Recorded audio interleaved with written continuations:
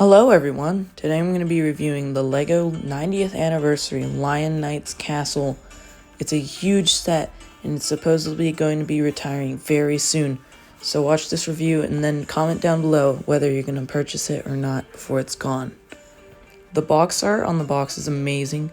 I love how it included all the secrets and special features, or so they thought, because there are so many more included in this set than it shows. Over here it has some background on which sets it's based off of, and down here, yeah, more of that. I'm giving you a closer look on the sets that it's based off of.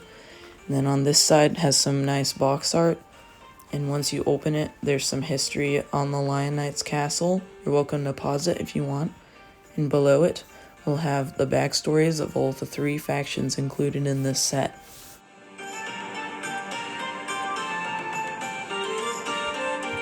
The set comes with 2 huge instruction manuals, splitting the castle into 2 different sections. The first one, including some background on the set, it tells you what the first castle, the yellow castle, backgrounds behind all of the different factions and the different series they've come out with. There's some background on the designers here, something about the shield difference, and there's the designers holding their giant spears. And once you get in, you'll be greeted by these nice little notes that they have on the side and bottom of the page. It just encourages you as you go along in this extremely large set.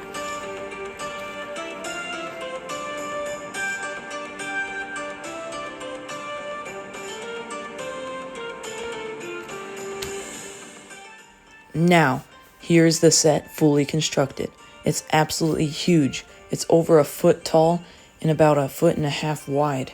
If you have those large 48 by 48 gray base plates, you're going to need 2 just for the small version of it. It has an army of minifigures with around 10 Lion Knights, 3 Black Falcons, 3 Forest Guardians, and like 5 or 6 peasant minifigures. There's also 2 horses, an ox, and some smaller animals. There's lovely details like the bell tower, the fabric flags, and the grain mill. Also, the drawbridge and portcullis are completely functional and have some really nice play features.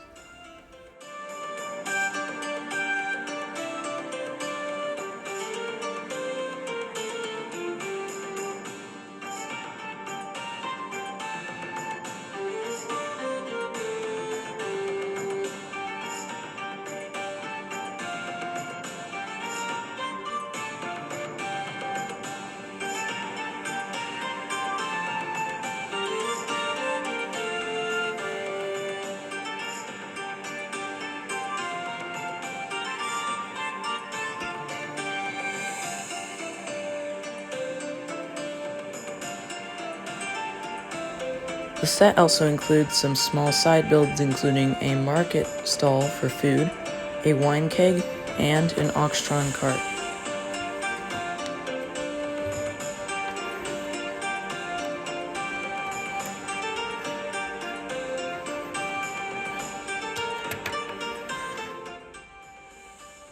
Due to how the set is built, I'm going to split this into 2 different sections of review. The first will be the residential side of the castle, and the other will be the military/defense side. We're going to start with the residential section. It's very easy to split apart. I barely have to touch it. We're going to start here with the exterior of the residential half, including the bell tower, the living quarters, along with the grain mill, and many other hidden details.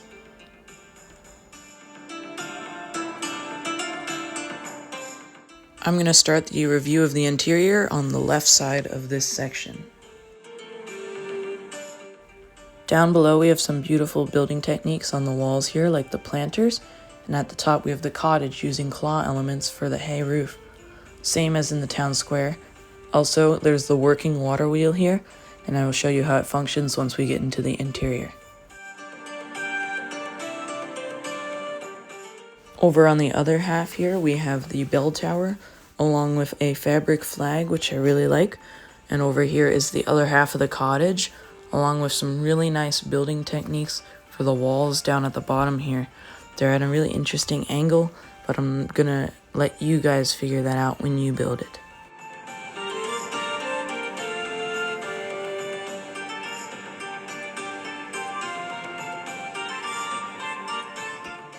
In the courtyard, we have stairs leading to the kitchen, stairs that go to the cottage, and a doorway leading to the ballroom. It's very nice building techniques over here.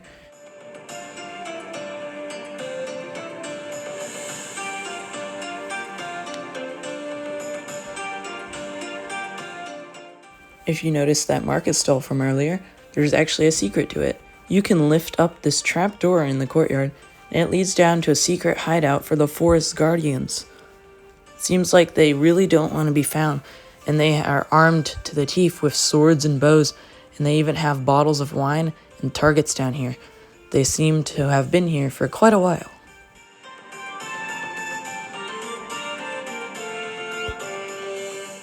And now we're going to be able to go into the interior.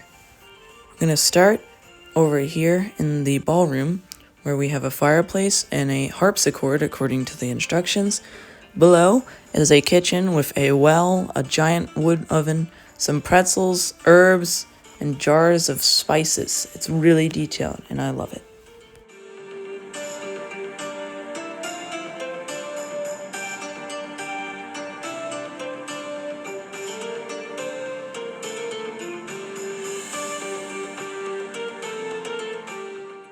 Up in the top of this side of the cottage, there used to be a nod to the Yellow Castle, but due to the fact that it seems very inaccurate to have a toy inside of a war castle, I changed it to like a throne room type thing.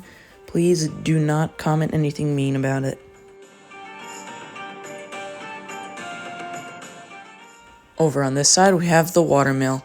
The water wheel turns and it turns the millstone. Really nice detail, and function is amazing. It even included rafters so that you can recreate the whole process of turning the wheat into flour. And over to the side, they even included a loaf of bread because this is going to be connected to the kitchen when it closes. Up top, there's a dining hall. Unfortunately, it only has 2 chairs, but they couldn't fit any more. Over in the back, you have some classic shields from the Yellow Castle.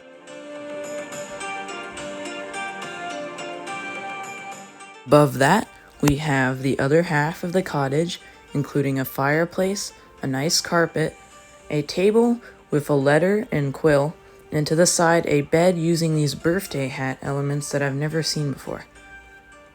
I made it so that it connects to the sitting room so that if she wanted, she could move the chair, and the queen can actually be comfortable in her quarters.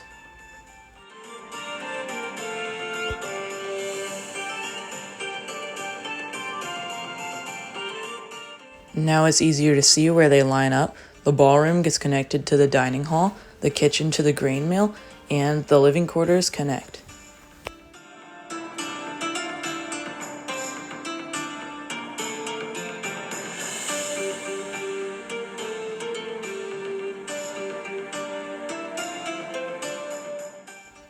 Now we're going to take a look at the other half of the castle. It's very imposing with over a foot of height, and it's about a little bit less than a foot wide. As you can see, there's my hand there. It's very imposing, and if I were a marauder, I certainly would not be trying to infiltrate this place. Here is the crank for the working portcullis.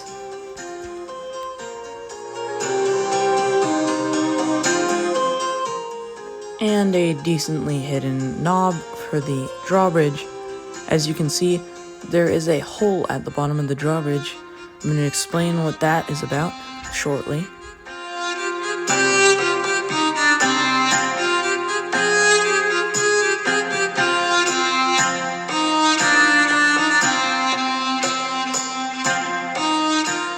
There is this nice tree that's based off the gift with purchase, the Forestman Hideout. I did not get that set, so I don't know much about it.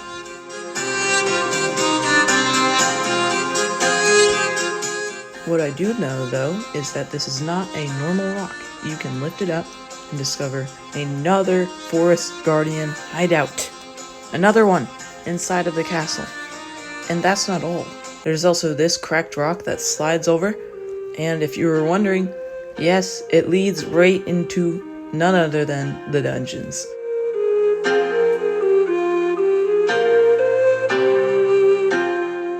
Another cool feature is that if you lower this rock, it will push the other rock right back into position and it will look like nothing happened. I am also very fond of this arrow slit technique that they made that's just barely wide enough to fit a Lego arrow through. Down here we have the dock with stairs leading up to a closed off entrance to the castle. To the side there's more arrow slits, and above it there's meticulations. And if you're wondering, yes, they have rock cylinders that you can drop through there. Just be careful or else you might accidentally lose it, but I haven't had that problem yet.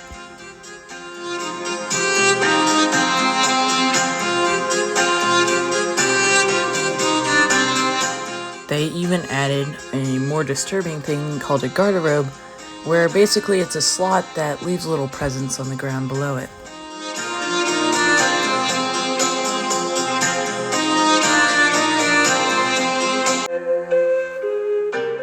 Up here, this watchtower has a lot more posability space than normal. Also, this knob obviously controls that quote-unquote closed-off entrance over there by lifting up the metal barred gate. And it doesn't have a drop feature like the other one, but it's still a really nice touch, and I really like the building technique they used to build it.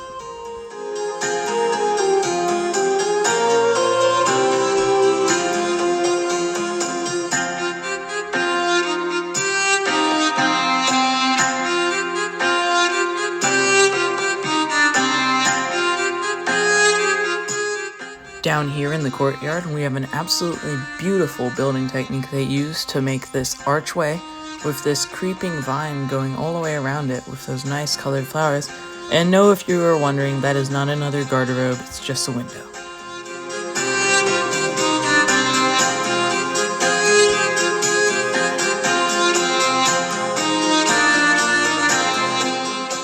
Down here, there's a mysterious cave with several bats hanging from it. And if you didn't notice, down at the end there, it looks like... Oh yeah, by the way, it opens up into the moat. There is a cave entrance from the moat, and if you didn't realize already, that cave connects to exactly where that other Forest Guardian hideout was.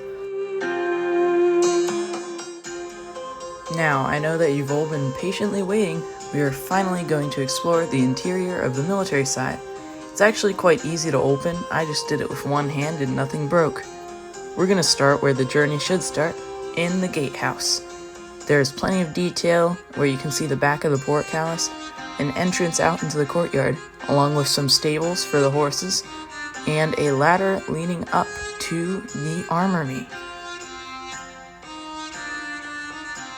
Below this, we have the dungeons, where there was a less fortunate soul, I named him Jerry, who's been in this cell for a little bit too long. The other cell, you may recognize, is the one that the Forestman hideout is connected to, so for some reason it's always empty. Back there, you can see there's a huge room there. Now, you watch as the drawbridge can drop down into there, and I'm going to use this skeleton as an example of how it works. I'm going to put the skeleton on top of the drawbridge, and now if I pull the knob, he falls down into the dungeons. So in other words, if someone they don't want is on the drawbridge, they can simply just toss him down into the dungeons.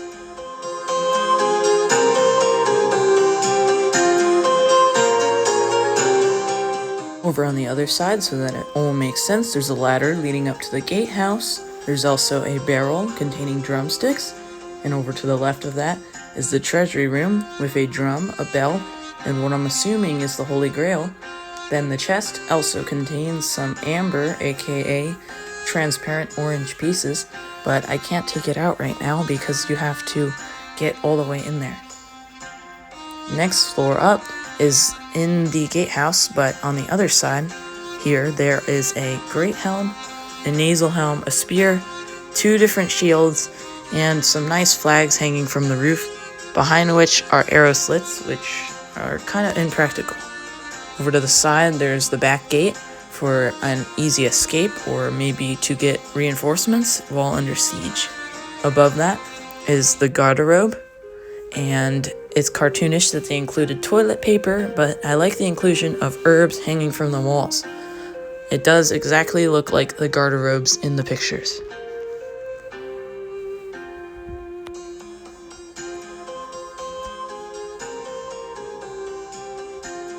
Up at the top here is the gatehouse. There are 2 armor racks, or sword racks, that you can take out very easily.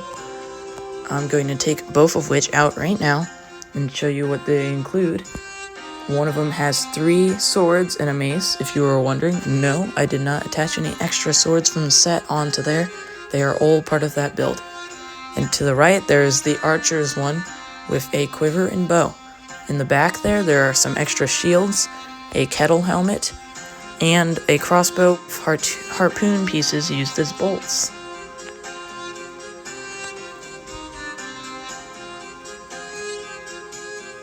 I'm going to put both of these armor stands back now. You can alter where they are, and if you wanted, you could take the one from the other room and put it up here. And that is the interior of the military side of the castle. Now that I'm done showing you all of this, I'm going to put the 2 pieces together and show you what they look all connected. Here it is, fully connected castle. I'm going to begin to open up the sides so you can see how wide it is while opened up. It takes up pretty much my whole entire table, just so you know. And if you do want to get this, you're going to need a lot of table space.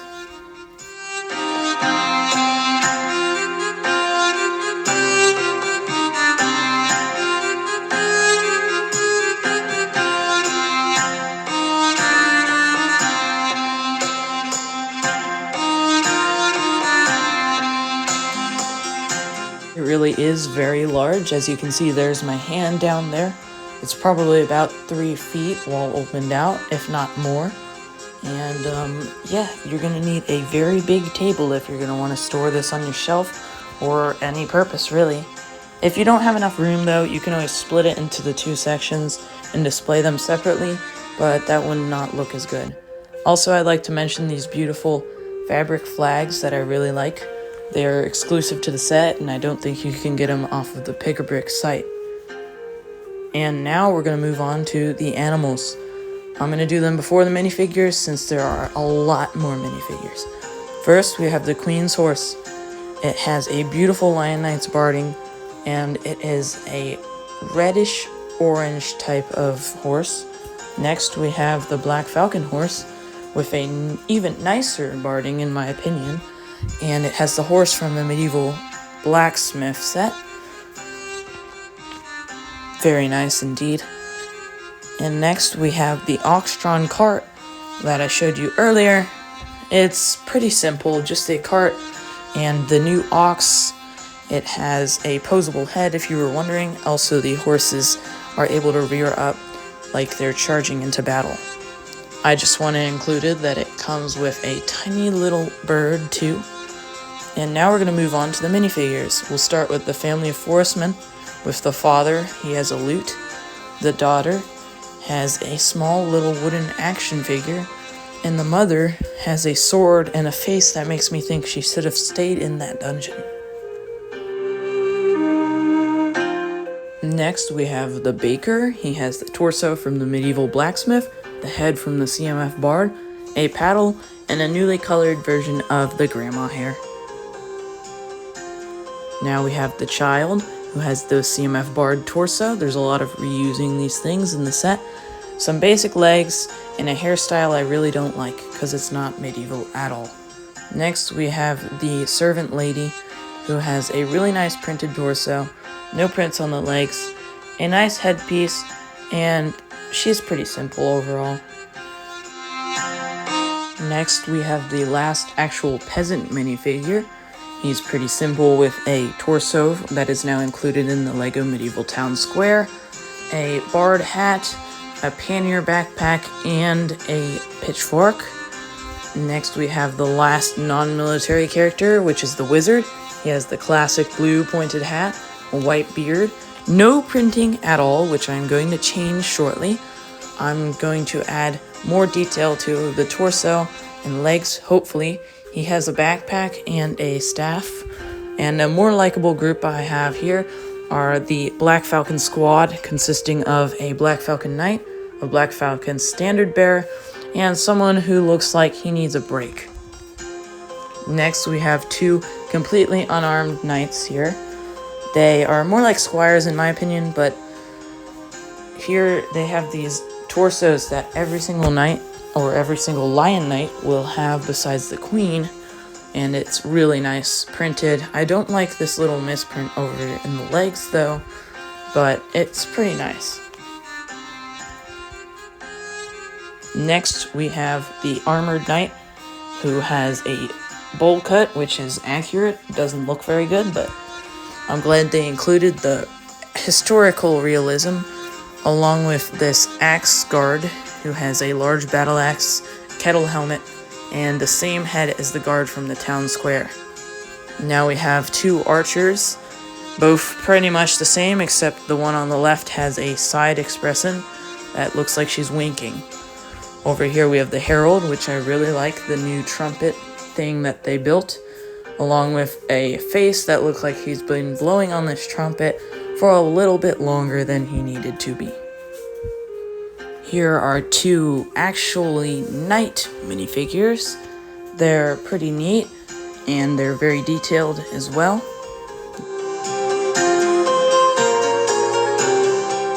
They are both heavily armored.